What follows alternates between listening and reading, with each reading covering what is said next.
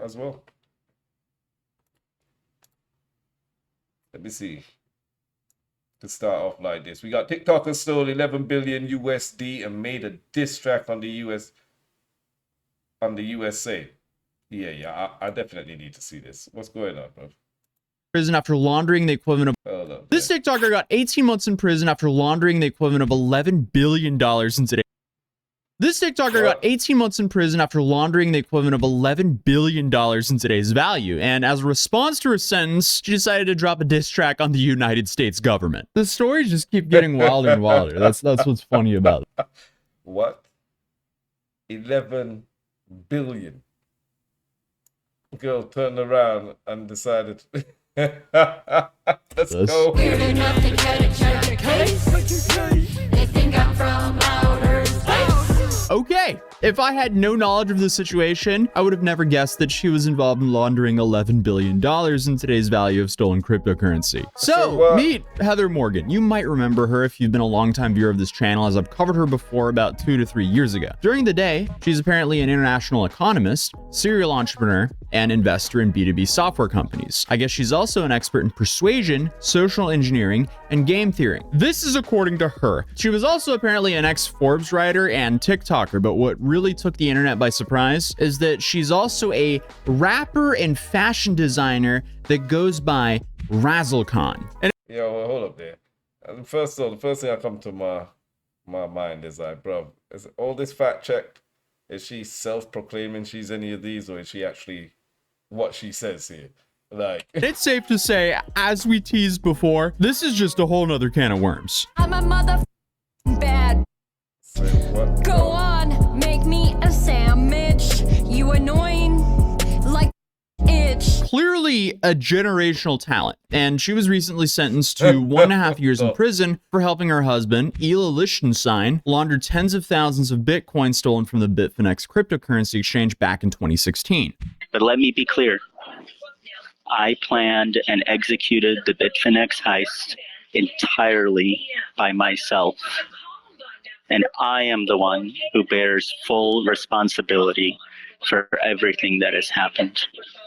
While it is true that my wife pleaded guilty to laundering a small portion of the funds, she was in no way involved in the hack itself.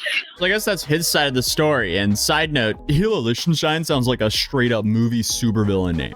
But while most I want to know what this 11 billion. criminals, or well, at least the ones sophisticated enough to pull off a hack like that, would tend to stay low, they did the opposite. Especially Heather did the complete opposite, as not only did she become a rapper, but she also tried to shoot her shots as a TikTok influencer. Not just any kind of TikTok influencer, but a business motivational TikTok influencer, which I guess really goes to show how fake so much of that industry is. But it's also a lesson that we've learned time and time again here on this channel, that influencers often are pretty fake. Because here we have Heather posting TikTok videos on how to, you know, make... Man, it's like everybody trying to jump on this Bitcoin crypto money-making scheme. And so many people are getting arrested these days for it. You know what I'm saying? It makes you kind of wonder, bro, like, the banks really hate the crypto era. You know what I'm saying? Like, everybody right now, they're trying to take in. They're like, y'all ain't paying no tax. Y'all, like, allegedly richer than some of us. Now, we can't have that. Make it as an entrepreneur, a self-made entrepreneur. Meanwhile, her husband stole the equivalent of $3.4 billion at the time of when she made this video. And this video was apparently titled, "How I Built a Multi-Million-Dollar Business in My 20s with Zero Outside Funding." Zero outside funding. Are you sure about that one? And then the other question I have is, if this was actually true, why would your husband feel the need to steal, you know, $70 million at the time in Bitcoin? Sounds like a whole lot of risk for a very limited amount of upside. Or well, $70 million is pretty big upside. And then eventually it turned into $11 billion. So the upside was there. But, you know, in 2016, no one thought Bitcoin was going to be where it is today. But both of them ended up getting slap on the wrist sentences, although the Bitcoin was confiscated. So since I just mentioned it there, we might as well go back in time to... You gotta tell me they confiscate everything. Everything? Everything. There is no way. You know, these guys have to keep something hidden for a rainy day, yeah?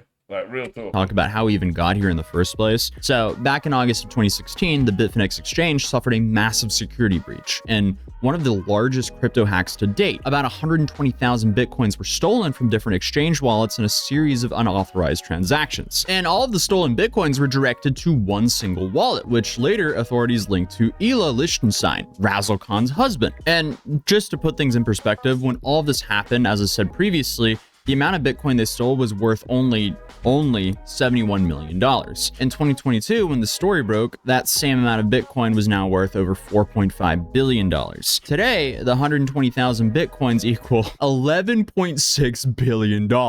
That's a big hack. So it's safe to say they could have won the criminal lottery by now if they managed to never get caught. However, in January of 2017, the first significant movement of that stolen Bitcoin was recorded. And over the years from 2017 to 2022, both Ela and Heather used the most complex and sophisticated range of methods available at the time to launder these stolen funds, including use of fake identities, running scripts to perform automated transactions, layered deposits, darknet and market and mixers, conversion. So in short, they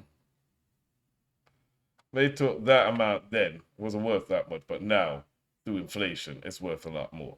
Okay, yeah, so all right, I see what you do. It's kind of like a clickbait kind of title, but there is some kind of truth to it. I thought I saw 11 bill, like, your family, you guys actually, what, and y'all able to actually be here talking. Okay, all right. From Bitcoin to even more anonymous coins, and then cashing out through legitimate US-based business accounts. It was a little bit vague here, but I would also assume that there was some trusts and anonymous LLCs involved from, you know, the few states that allow you to do that. I want to see the disstrack.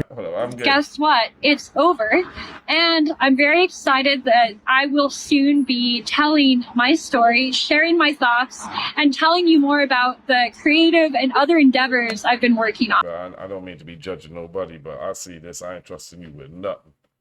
You don't seem like you know, you definitely few sandwiches short of a picnic basket here. I ain't even right. Razzle dazzle.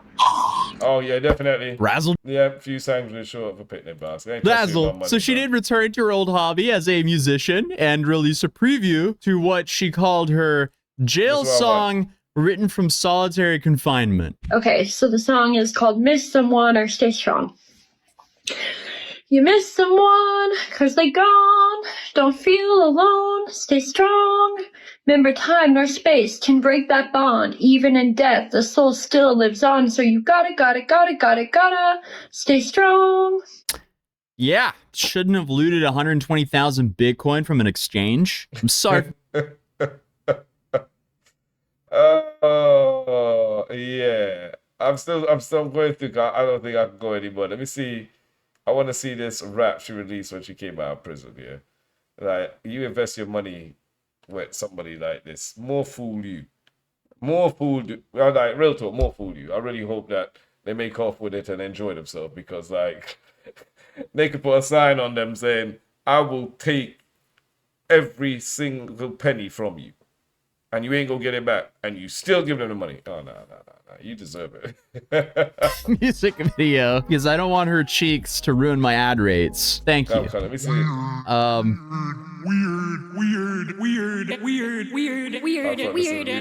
Weird. No matter what you pay in New York, never enough on your fork.